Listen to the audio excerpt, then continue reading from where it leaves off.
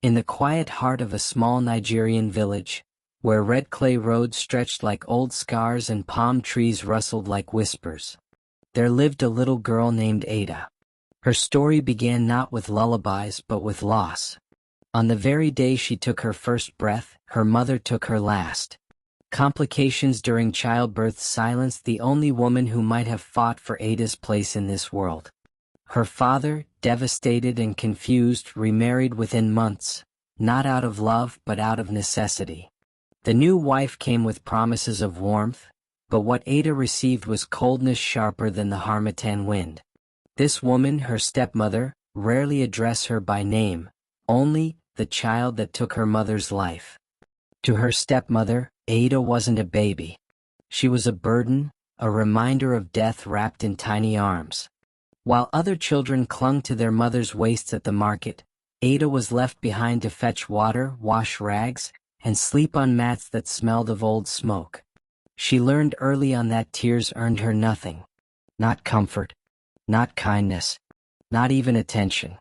But deep inside, beneath the layers of soot and sorrow, something in Ada refused to die. A spark, a dream, a hunger to be more than what they said she was. At just 6 years old, Ada became a slave in her own father's house. Her stepmother was a cruel woman. She forced Ada to sweep the compound before sunrise, fetch water. By the time Ada turned 14, the shadows in her life grew darker and more dangerous.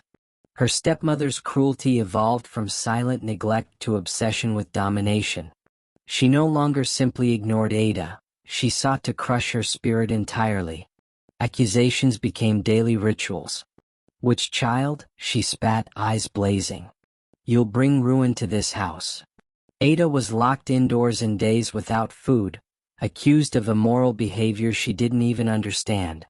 She was called a seductress, a liar, a thief, though all she had ever stolen were quiet glances of the outside world through a broken window. Her body was growing, soft curves blooming like the hibiscus outside the compound walls, but inside she felt like an empty shell. Numb, lifeless, forgotten. Only one person saw Ada for who she really was: Chiamaka. Fearless, loud, and full of fire, Chiamaka had been Ada's childhood friend, the kind who saw beyond the dirt-streaked clothes and empty stomach. She sneaked through the compound fence with food and stolen mangoes, old storybooks, and tiny candles for light. But most of all, she brought hope. In whispered voices, she painted tales of beautiful city, of glass buildings scraping the sky, of women who wore suits and commanded boardrooms. Women who no one silenced. Women who owned their futures. And Ada, with her knees pulled to her chest in the dark, clung to those stories like they were oxygen. But then came the night that would change everything. The air was thick with heat and humiliation as her stepmother dragged her into the village square. Villagers gathered, silent and expressionless, like statues sculpted from shame.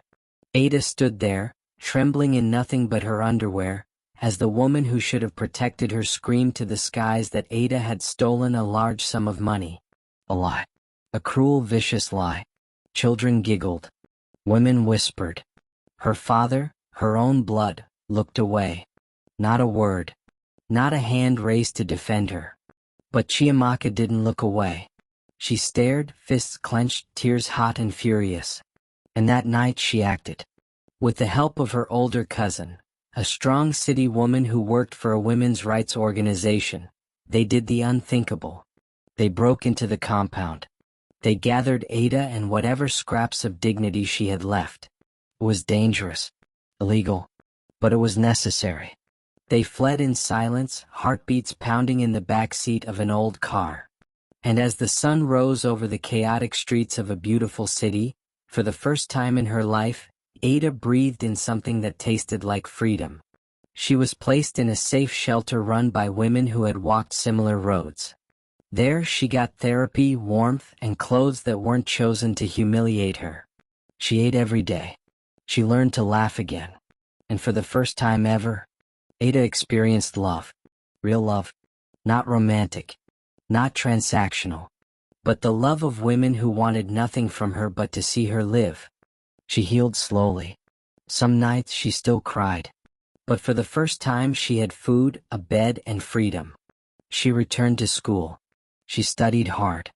She excelled in science, but also had a passion for food and hospitality.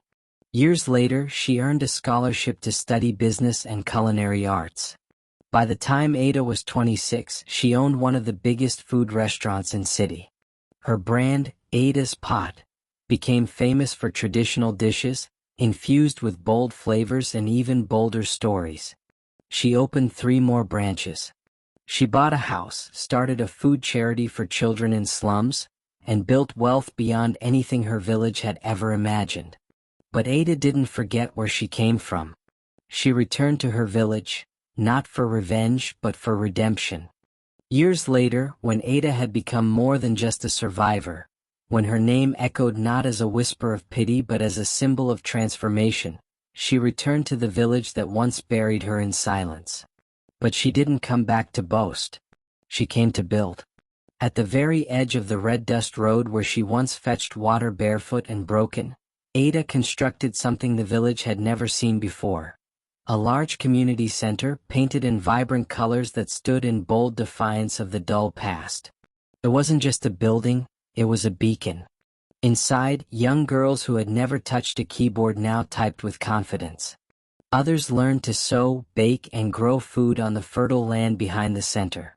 She established vocational programs in tailoring, catering, digital literacy, and farming, giving skill and dignity to those who'd once only been taught to obey and endure. She added a small clinic, the kind she once dreamed of as a girl locked in silence. With partnerships from local NGOs, she organized mobile health outreaches, bringing free medical services to pregnant women, children with infections, and elders long ignored. Word of the center spread beyond the village. People came from 4 towns away, on bikes, buses, and bare feet. Some just came to say, thank you. Others came to begin again.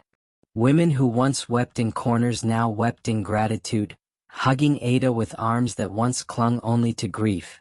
Young girls who had believed marriage was their only future now spoke boldly of college, of cities, of becoming doctors, engineers, even pilots.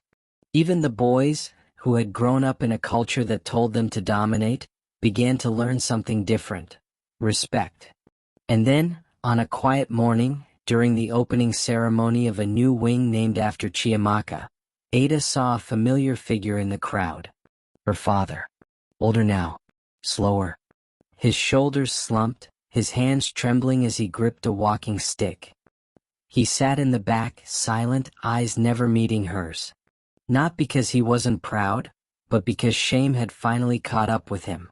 She didn't ignore him. She didn't let bitterness win. Instead, Ada walked toward him, every step a closing of an old wound. She knelt before him, just as she used to when begging for acknowledgement, and handed him a plate of hot jollof rice, plantains, and peppered fish. Her voice, steady and kind, carried more power than any punishment could. You may not have protected me, but I've learned to protect myself, and others. No one clapped. No one needed to. The silence was holy. That moment, quiet, humble, and healing, was the final victory. Ada didn't just return home.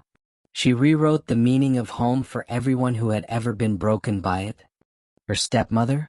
She had moved away years ago, unable to face the community that now chanted Ada's name with honor. Today, Ada is not just a businesswoman. She's a symbol. A symbol that no matter how deep the darkness, a girl with even a flicker of hope can become a light that warms the world. From a child left in the dark to a woman who lit up an entire village, Ada's journey reminds us that pain doesn't have to be the end. It can be the beginning of purpose. If this story moved you, don't forget to like, share, and subscribe for more powerful true life stories that inspire, shock, and heal. And remember, no matter how broken your beginning, your ending can still be beautiful. Thanks for watching. I'll see you in the next one.